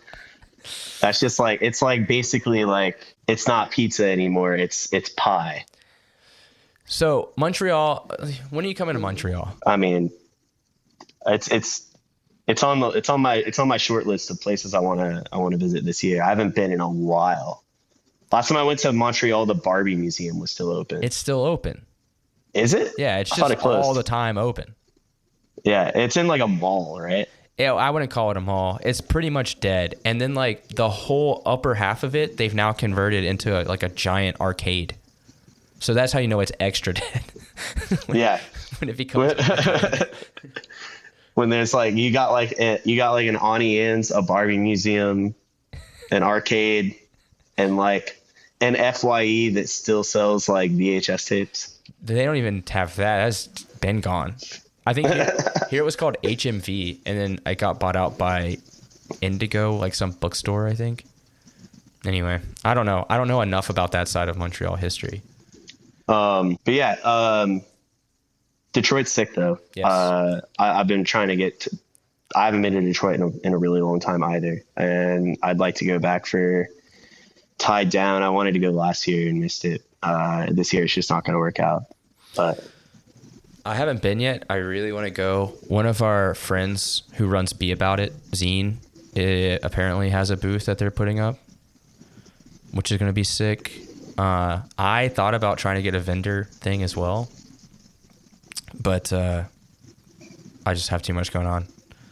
And I thought I was going to have class over the summer, but I ended up dropping it. Yeah. So. Dude, do you fuck with Bad Beat? Yes. Do you listen to the new Bad Beat record that dropped yesterday? No, I've only listened to the D Block split they did. Okay. That album they dropped yesterday, because they're from Detroit, right? That's why I just saw them. Yeah, it's fucking fire, man. I really like that band. Dude, that is what like I want from hardcore. Like I feel like right now, if I had to put my favorite current like hardcore bands, they're easily in my top 5. Mm-hmm. They're fucking so fun. I just like how it's like unapologetically fast and punk, but like it's still hard. Yeah, it's still hardcore. Like it's still like I'm like, oh yeah, I could definitely mosh to this, but it's super fast. Yeah, what I think is like it's fun to see them live because they like at FYA, their singer said this thing like they have the Bad Beat guarantee, 10 minutes or less or it's free. Yeah. Like their whole set was like 10 minutes. Yeah. Which I feel like if you're playing a festival and it's running behind, it's got to be good for the festival. But like you blink and you miss it, man. They're fucking great. I like the 10 minutes, like, wham bam. This whole new record was like 14 songs in 13 minutes. You gotta give us the 15-minute like where it's just like the fucking fast beat thing and like one screamed line and that's it. Yeah. Their bassist is from Montreal. No shit, I didn't know that. Yeah, she's from like a little town outside of Montreal called Chattagee. Yeah, she was in the scene for a long time, but I think she moved before I moved here. So it was just funny because we were like, yeah, and they're fucking blowing up now. They are. I like it, and it's like, is it Jimmy is the singer? I don't know. It's one of the dudes that puts on Tie Down. Oh, really? Yeah, he's like the singer. He rolls in that crew. It's like I can't remember if it's Curtis or Jimmy, but yeah, they're plugged in. That makes sense. But I don't know a lot about the Detroit scene as far as like I have friends and bands that are from there and I mean, I feel like what I know mostly about Detroit is like more like death metal shit. Yeah. From, like that was before I ever got into like hardcore music. I was into like metal, like, and then, because my dad was really into like metal music. Okay. Like listened to a lot of metal growing up. I mean, he listened to a fair amount of hardcore too, but I didn't know the difference between the two. To me, it was just all like heavy music. Right. Right. And then like when my parents split up, he would still like, because I didn't see him very much after that, but he would like give me like CDs and shit for my birthday. And so I kind of just like got into heavy music because he was just giving me like fucking like a pretty wide range of like heavy music too. Like he gave me like Rain and Blood by Slayer, but he also gave me like, he gave me a Cattle Decap CD for my birthday when I was like 10. Did he give you a Recon CD? No. No, but I did find Recon later. Obscure Florida metal reference. I did find Recon later in life, and then from there I think like I was already into like heavy music, and then like fucking after my parents split up, right? Like my mom would like take me Because in lieu of like paying for daycare, she would just take me and like drop me off at like skate park at Tampa on her way to work. Yeah. And I would just like spend the whole day at the skate park, and like met a bunch of other dudes who were like into not as heavy of music, but like into like punk or like rap. Right. And so I got more into like punk music and like pop punk music, like Blink-182 type shit. And then like rap music, just from like hanging out with kids at the skate park. And so, yeah, like I actually didn't get into like hardcore until I was in like, I want to say like the 8th grade. So I went to this weird like middle senior high school. So it was like 6th through 12th grade, which like in Central Florida is a problem for a lot of reasons. I wonder why. But like, I also like met some, I made friends with like older kids who were also into skating.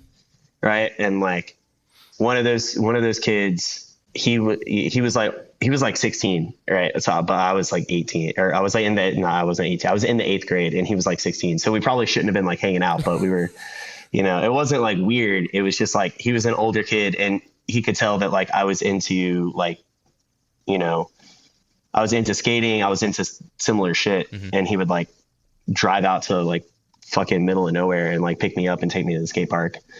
And then like eventually he took me to a show. And like, how you have that like aha moment with like coffee? Yes. Right. Where like for a lot of people, right, it's like the first time they ever try like a Yirgacheffe. Like, yeah, that's Ethiopian, always the coffee. Right? It's always the coffee. I feel like I had that moment with like hardcore music because he like took me to a show. And I can't even remember the band, but like it was the energy. Cause at that point, like I had only ever been like the only live music I had like seen were like pretty big like concerts that I went to with like my parents when I was like much younger. So like the first like my first live music experience that like wasn't like fucking, like Guns N' Roses with like my mom was like a local hardcore show. I think this band called As Bloods Bill played. They were like a Lakeland, Florida band. And like, I had like that, it was like a similar like aha moment. I was like, oh, this is cool. Cause not only is it like heavy, like that shit that that my dad likes, but it's punk and people are like jumping off the stage and like beating the shit out of each other, but nobody's fighting. Right. Right. So is that like the roundabout way that you found hardcore? Yeah, kind of, right? Like, I feel like I didn't go straight from like I feel like a lot of people got into hardcore music because they like, like they had like more, I don't know, they just had like more exposure to stuff, but like I didn't really have a lot of exposure to stuff in like really rural, like where I was like very rural. Like everything that I had like access to musically was like shit that like I either saw on like Fuse, like Steven's Untitled Rock Show, yes. Right? Or like CDs that like my dad or like one of my older cousins gave me. And I mean, before I met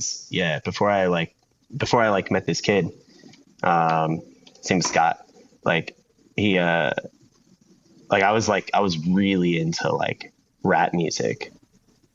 Like I think the first CD I ever shoplifted was like Chicken and Beer. That's that whole statement is just very Florida of you. Shoplifting CDs from the FYE. From Target. Oh, okay. Yeah. I was about to say, if you do it from the FYE, that's shiesty. Nah, not from the FYE, man. Actually, though, like I did when I got to high school, a friend of mine started working at FYE, and they were just stealing shit. Always. And like, so like anytime I wanted like I had like a pretty big movie collection, like a bunch of DVDs, but like half of them were like stolen from FYE. That's so good. I remember being a delinquent and just hanging out in FYE and like never buying anything. I think I bought one CD at FYE, and it was Silverstein, When Broken is Easily Fixed. The first Silverstein LP. And you paid for that. It was like $8. I mean, it was on sale. Yeah, I was gonna say I feel like the average price was like maybe 12 or 15 for a CD at FYE back then. Yeah, but yeah. It was a paper cover. Yeah. It wasn't like a jewel. Oh yeah. So I bought it. I was like, oh, this is kind of lame. Yeah. I mean, it was like, I do feel like it's weird. They're having like a weird renaissance right now. I feel like they're huge. And I didn't even know they were crazy. Canadian until I feel like they're like as big now as they were then. Yes. You know, but the time between, like, who the fuck thought about Silverstein? I saw them 3 times last year. That's crazy. Like were they good? Yes. They're fucking pro, dude. They're right? so good, and they're still self-managed. No shit. Yeah, the drummer Paul manages the band. That's pretty cool. And then I did not know that. Half of the dudes are in like Toronto hardcore scene, like they grew up in hardcore in Toronto. I mean, that tracks. Yeah. That makes sense. I do feel like a lot of the dudes who like played in like scene bands eventually started playing in like actual like hardcore bands, right? Yeah, like Maddie Matheson. No, I'm just kidding. Bro, dude, Pigpen. That fucking first show looked pretty fun. So many photographers. So many. Everybody, dude, everybody was there. Everybody that I know who lives upstate, like, drove to that show. To the 200 cap Sneaky D's. Yeah, people were trying to get in and couldn't. Yeah. So, yeah, I like the idea of what's the life-changing cup. You mentioned everyone says a Yurgachev. That's the truest case of pretty much, I think, 90% of people. But what was yours? 100%. It was absolutely that. So it was at Buddy Brew Coffee Roasters in Tampa, Florida, who I eventually like worked for. But at the time, I was working at like Starbucks. It was like 2011. Oh, so you've got that trajectory as well, where it's like start at Starbucks, be like, oh, I like latte art, and then you start working for a shop. Yeah, kind of more or less. That was the direction I went in. Except I was always really like into espresso. And yeah, I went to Buddy Brew because a bunch of dudes that I knew who were like in music were like working there or like would like go there for coffee. Like guys that like played in bands that, you know, like I was friends with. And I had it was a natural Yurgachev. It was like 2012. That was when I had my op. Did you ever try the Adito from that year? Yeah. The strawberry. Yeah, I had it. I had it from Counterculture. That's the one that I had. That was I was a barista at the time at a Counterculture shop and had the Adito, and I was like, oh. Yeah, it was good. So coincidentally, like that year, my brother moved to North Carolina, and like I like drove with him up there, and like we went to the Counterculture roastery in Durham, and I tried it there. That would have been the same. Went to like a tasting at 10. Oh yeah. So they did that in Charleston for a bit when they opened their new training spot, while I was living there. But I loved Counterculture. So fucking good. Still, dude. I mean, one of the OGs that are still doing it really well. You know, and I think that like while what we are doing at La Cabra is like, you know, fundamentally a little bit different, I think that like what they do for like what I really like about my favorite thing about Counterculture that they do is the fast forward blend. Yeah.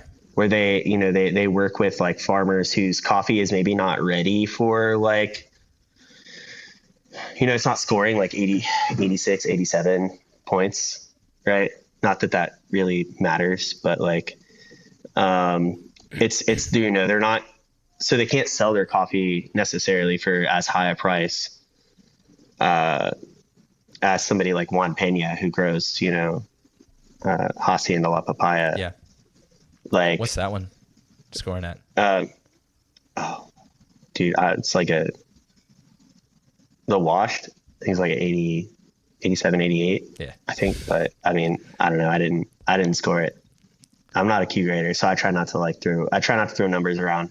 Taste is king. It doesn't matter to me. Like the most customers are coming in ordering like the dark Columbia roast. It's like, and our dark is not dark. It's like medium dark. Yeah. And it's like, okay, we can do an 84. Like we could get an 84 grade Columbia, like a Huila, and just, roast it. I mean, yeah, if it's like, if it's important to your company to have something, like you said, like, like a $2.50 or like $3 cup of like filter coffee on the menu, like that's doable with like an 84 point coffee that that isn't going to cost your company a ton of money. Right. You know what I mean? For grade. But like, it really just depends on like what your brand's like identity is, and like your vision for it. And I think like, if it's important to be inclusive, then you should be open to like be inclusive at that price point. Right. You know what I mean? Like you can be inclusive, but also be like, say, coffee roasters. You know what I mean? Like, but like the price point wise, like if it's important to be inclusive in that way, then you need to be comfortable with like sourcing an 84 and 85. I mean, maybe like an 85. The thing is, like you buy an 85, by the time you roast it, it's like an 83. You know what I mean? Yeah. Like if the pre-ship sample scores an 84, by the time it gets to you, it's like 82. And you've like profiled it, it's it's not an 84 anymore. No. Anyway, that's very nerdy for people, and they're like maybe 10% maybe are going to be like, oh yeah, I totally understand that. So sorry to everyone for getting into Q grades, and people don't care. Yeah. I mean, even I really don't care. Yeah. Like I said, taste is king. Taste is. And at the end of the day, like if the coffee tastes good, like I'm happy to pay whatever for it personally. To an extent, but I also love story. I mean, story is important for sure. Yeah. And then to get back to the fast forward thing that like counterculture does, yeah. I think that what that does is really cool, right? They're like helping farmers whose coffee is maybe not going to fetch the kind of price that like the Adito does, right? For them, but they're still working with those farmers and finding a way to incorporate their coffees into their lineup. And I think that's really important. It's nice that they have the amount of overhead to do that, because they've been around for so long that they're able to. You got to have a lot of resources. Yeah. Like, I don't know a lot of like micro or even like specialty coffee roasters that can afford that. Yeah. I mean, they are. Well, they're also like. Didn't they sell to like a bigger company? Who are they owned by now? They're owned by like. It's like a Blue Bottle-esque, isn't it? Like it's like a bigger. Yeah, I mean it's not Nestle. Damn, that like Blue Bottle is. That's a fucking. That would be fucked. That would be fucked. It's not Nestle, but it is like. Not curious. They are owned by they're owned by another company. Counterculture is. I just can't remember what one. Because I remember even when I was living in the Carolinas that they were in every grocery store. Counterculture? Yeah. Yeah, they're everywhere, dude. They're huge. What's the worst coffee you've ever had? Ooh, the worst coffee I ever had. Okay, so I had this coffee. I think it was. Hold on, I gotta like pull this up on Google to remember the name on the of the roaster. And I'm not gonna name them, but I will drop it to you separately. Like I will send you. I'm not going to name drop them. I'm not going to disrespect them that way. Because, different strokes, right? For different folks. Don't yuck people's yums. But, yeah. Ooh, I hate that term. But, yeah, don't do it. But there's this coffee that barista that I was working with brought into the shop that they brought home from wherever the fuck they're from. It was aged in Fernet barrels. Why are we doing that? And then it was also roasted to like second crack. Why? So it tasted like, dude, I mean, it tasted like smoke in the inside of a roaster, but also like I love Fernet. I don't want that flavor in my coffee. It's eucalyptus. Why do you don't want It's eucalyptus in your coffee? That's like rum aged. Rum aged coffee? Stop doing that. And dude, I mean, in general, I feel like I like experimental processing to an extent, but once you get into the point where it's like co-fermentation isn't even coffee anymore, dude. I mean, I did just get a co-ferment geisha from Escape. That's from why would you co-ferment a geisha? It's such a great. It's El Placer. It's from Honduras, I think. I mean, I think that. Look, I get that it has its place in the industry and it has its place on like a coffee roaster's menu. And if it's there, if that coffee being on a menu in a cafe gets somebody excited enough about coffee to explore, you know, like a washed fucking geisha and really like appreciate it for what it is, that's fucking awesome. But it's not coffee anymore. You know what I mean? Like once you've like added something to it, yeah, and it's juice. It's bean flavored juice. I will say I recently had a Myanmar from Rogue Wave. Was that the worst coffee you ever had? No, it's fucking incredible. The worst coffee I ever had is a rum barrel aged Colombian coffee. No, Costa Rican. I will not name the roaster. They are in Canada. I will not name anything past that. It was undrinkable. Every time I drank it, it made me sick to my stomach because oh my God, it tasted like a bad hangover. Same thing with this Fernet coffee, man. It was like, I mean, just the aroma alone, like you grind it, like the fragrance after you grind it was noxious. Was it oily? It was like, it was so oily. I mean, like I said, it was roasted to like, like fucking second crack. It was so dark. But naturally, like the curious person in me was like, I have to try this. And now, like because of that experience, I am way less open to trying shit. It really ruined, like, it killed the adventurous spirit, the curiosity within you. Yeah. Honestly, I felt defeated. Oh my God. It. Like I imagine that's what it was like for like fucking, you know, what's his butts looking for the fountain of youth. And he just said he just finds St. Augustine, Florida, you know, imagine being that disappointed. St. Augustine, the most haunted city in North America. Dude, it's a weird one. It's haunted by the depression of its people. Yeah. Yeah. I had one more thing. What are the best local bands at the moment? In New York? Yeah. Are you still connected with some Floridas? You mean in Florida or New York? Well, in Florida, like, I mean, nah, like so Exit Wound. In Florida, like my, or exit strategy. Exit strategy. Josh White, that kid. So Josh White used to play in this band called Strength in What Remains that like I booked, and I booked them in my hometown. Like they played in Lake Wales, Florida a lot. So what was really cool about that like venue that I started to book shows at was like, because it was like owned by a church, they didn't really like care about money. So they were just like, yeah, you can use the space to do whatever you want. And we'll just take $1 per head up to $100. And so it only ever cost me at most $100 to put on a show there. Insane. And we would have bands like it was like, so like I wanted to see bands that I liked that just didn't come through, you know, like Central Florida, or they would play like Jacksonville and like South Florida.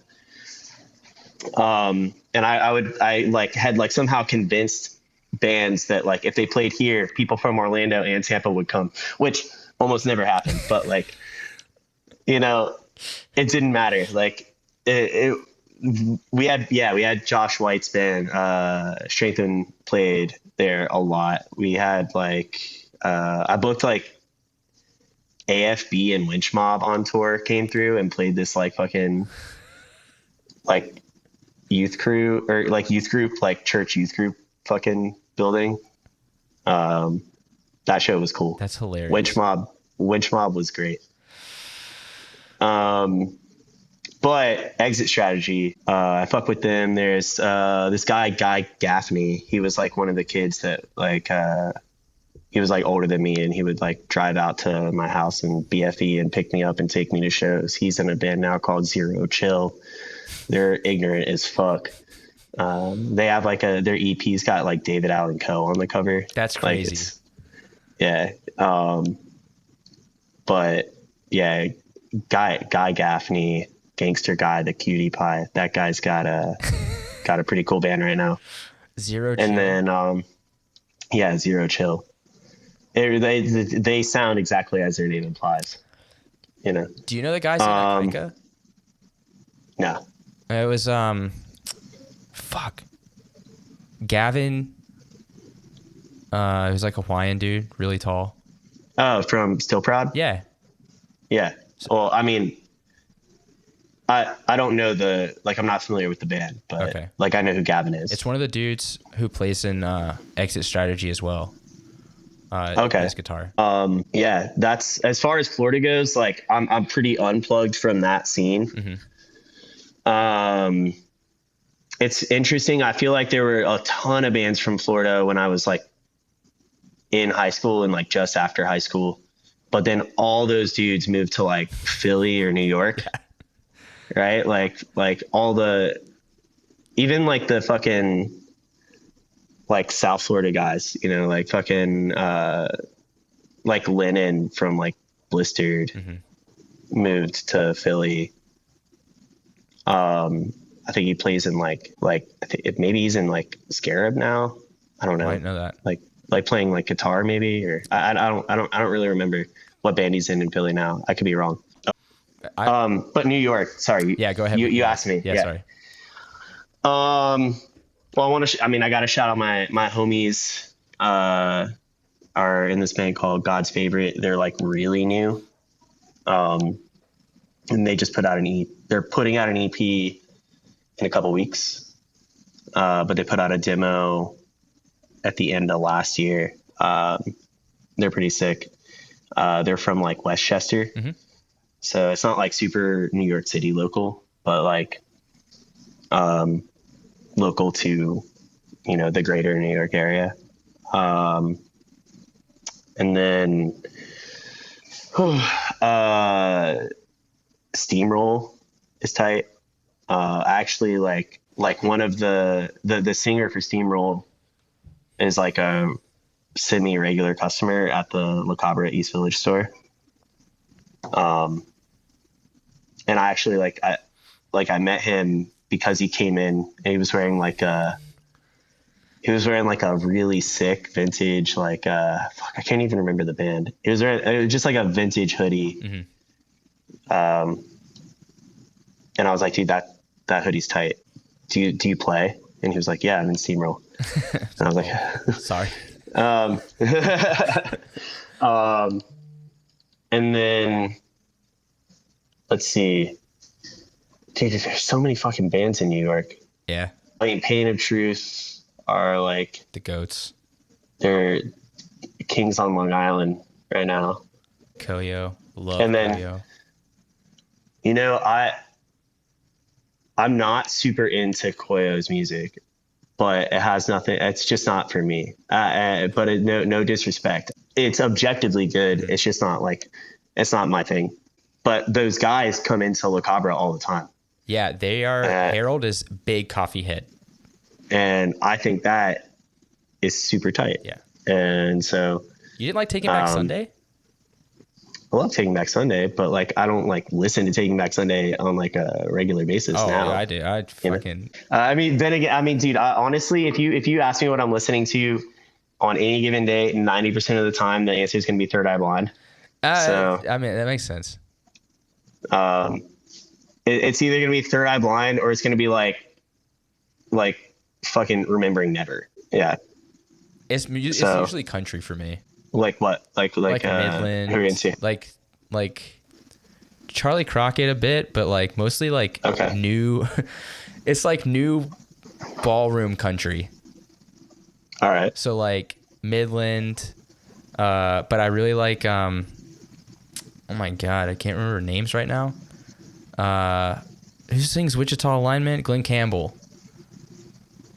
Okay. So like 70s pop country, but like artists that do that. But what about you, man? So like best Montreal local hardcore. You can include your own band. No, I'm not gonna do that. That's fucked up. And plus, we play like twice a year in Montreal now. There's a band that I really really like from here called Iron Crusaders. Okay. And it's Destiny who runs the Be About It zine. She started a label and like book shows now. And she like puts out tapes for a lot of Canadian bands, which is sick.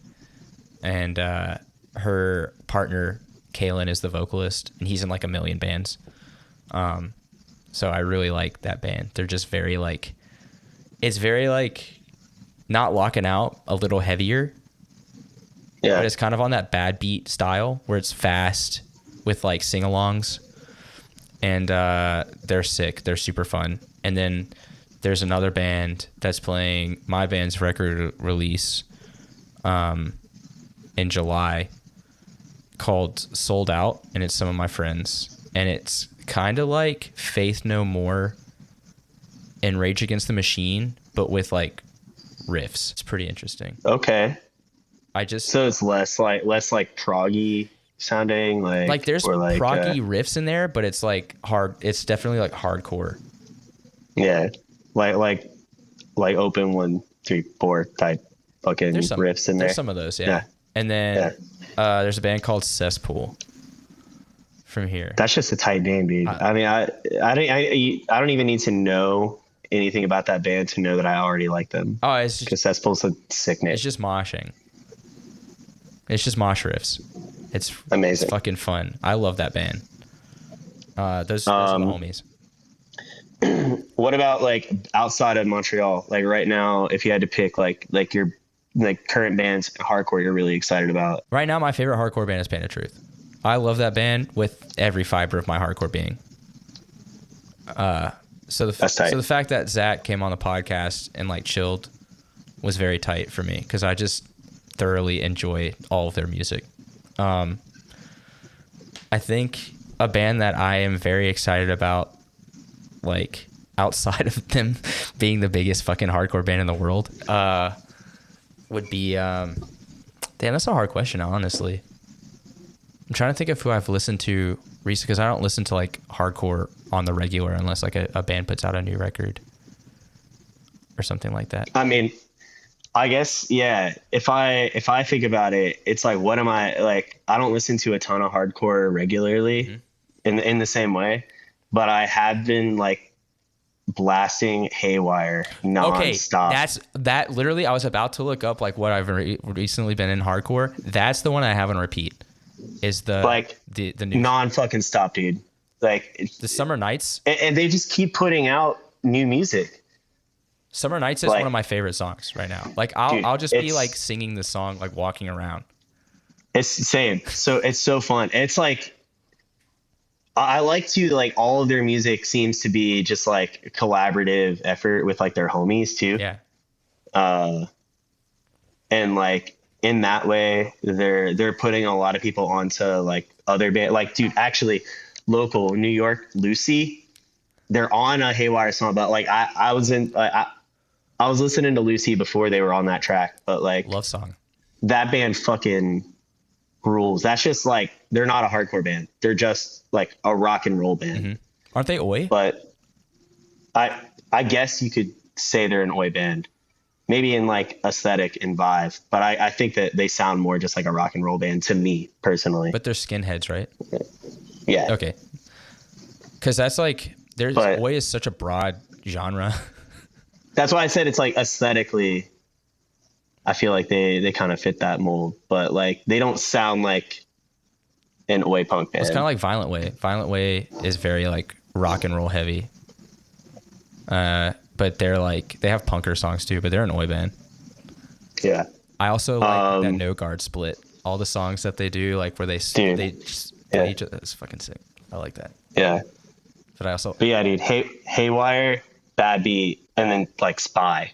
I think those are like the three like current bands that I listen to the most actively. Spy doesn't it's not my thing. I respect it. Like, that's fair. Some of my friends are really into it, and it's maybe a little too fast for me. Oh man, you're not gonna like the demo I sent you. No. Does it sound like Gasket? It sounds like honestly, like tonally, I think what we're writing is a little bit like it's like Albini Worship. Okay. Right, but then like as far as like bands that it sounds like, it's like Infest or like Violence era Ceremony. I like that. That's my favorite. That's my second favorite Ceremony. First favorite, King Park. Or Ron Hurt Park. Sorry. King Park is, I got it mixed up with. That's a La Dispute song, man. Just doxing myself that I listened to La Dispute. Did you listen to their new song that came out yesterday? No. Dude, I'm gonna go on the record and say it was ass. No offense. I actually like some of the older La Dispute stuff, but it's too much for me. I like Such Small Hands. That's the song that I enjoy. I just need a 2-minute track of this dude yelling poetry, and then I'm good. I feel like that's exactly what you want from that band, though. You know what I mean? I just never got it. Like, I never got, because the hotel books, like, I knew people who played in that band, and it just was, like, not my thing. Yeah. It's, like, too artsy, and I'm stupid. Yeah, I'm dumb, dude. Like, I just need a riff. Like, I feel like part of, like when I was in college before I dropped out, I tried to like get into more intellectual music, and then it was all for girls, you know, and then I wound up dropping out of college, and my interest in like thought-provoking music just dwindled to nothing, and now I just want riffs. I'll be honest, I do listen to a ton of jazz fusion. All right, well, I fuck with jazz, like Yusef Days. But like, yeah, dude, great drummer, amazing, phenomenal. I fuck with jazz, but like, I mean, like more on like a heavy, like a lyrical / like, you know, fucking noodly way. You know what I mean? Like, I don't like noodling. Mm-mm. Nope. Nope. Noodling, dude, it's not my thing. It's not. It's not it. Yeah. I just want to. I just want chugs and riffs, bro. Give me something to dance to. I want that, and I want to like run in a circle really fast. You know what I mean? Yeah. I need something to move my spirit. Or I don't want to run in a circle, but I want to watch people run in a circle. I don't circle pit. No. I'm the kind of person who likes to see a circle pit, and I want it to happen, but I don't want to actually do the circle pitting. I've done circle pits in my day, like back in the day. Yeah. I don't do it anymore. It's too much cardio. Dude, I'm good for occasionally, like if I'm really feeling it, like I will like fucking I two-step the entire Bad Beat set at FYA, right? And then by the end of it, I was fucking gassed. I got 2 bars of two-stepping. That's what I'll do. I'm way too out of shape for this shit. Mm-mm. I like to swing though. Yeah, it takes a lot less energy. You just like, especially like if you're a little bigger, all you need is momentum, and it just goes. You know what I mean? Like, it's like skating, right? You got your line that you do. Yeah. Yeah. That's it. Backside spin kick. Watch out, dude. and it's always the same one. Always. You know what I mean? I'll mod it here and there sometimes where I'm like, oh, that's a good move. But then it's mostly just get as close to the side where people don't think that you're going to hit them. And then at the last minute, you just fucking boom, bam, bang, you know? Yeah. And then you hug it out. It depends. Or you don't. It depends. It depends. If I know the person, I'll hug it out. I'll be like, I love you. And then do it again.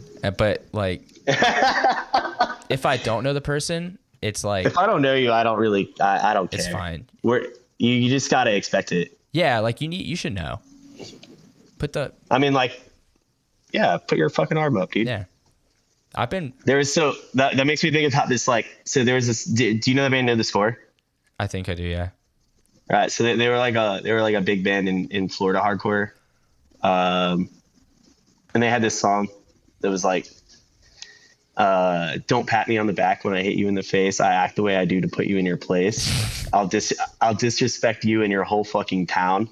That's hilarious. Like, and for the longest time, I was like, these dudes are the fucking worst. And then I got a little older and I was like, nah, I get it now, you know? Cause like I think when I first got into hardcore, I was like way more like posy.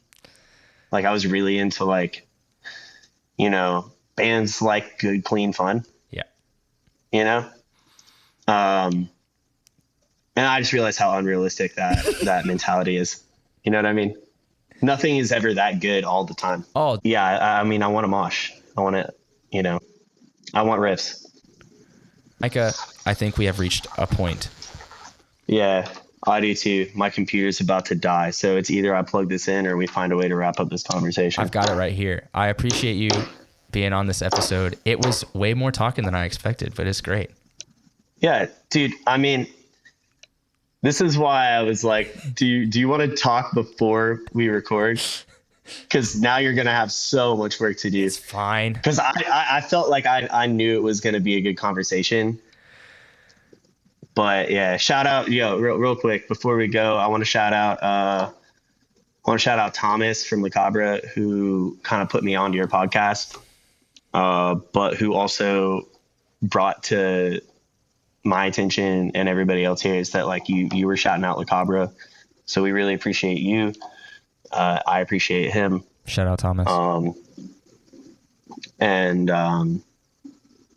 Yeah, sorry. That's so what was your last question? No, thank you again for this as well. Like I felt so blessed and highly favored when I got a love package from La Cabra in the mail with a little handwritten note.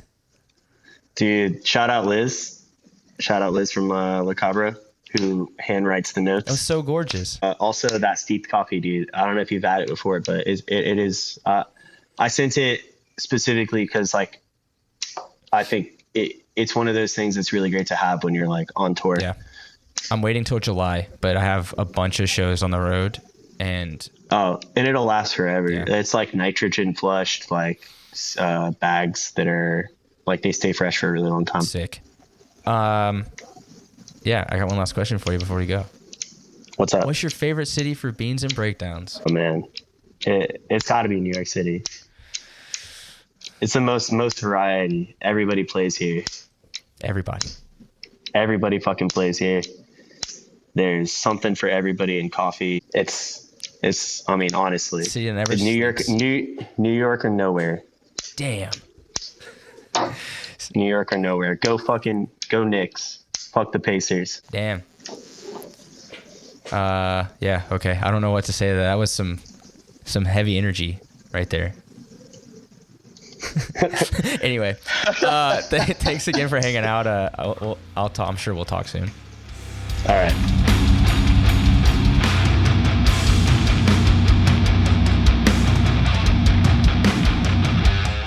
Thanks for listening to this episode of Beans and Breakdowns. I want to say a huge thanks to Micha for hanging out on this episode. If you're ever in the New York area and have the opportunity to visit La Cabra, I highly suggest that you do. It is worth a visit, and the experience is going to be awesome. If you've enjoyed the podcast, please subscribe and leave a review. You can find out more information about the podcast by following us on Instagram at Beans and Breakdowns or on the web at beansandbreakdowns.com. Until next week, be sure to stay caffeinated and wake the fuck up.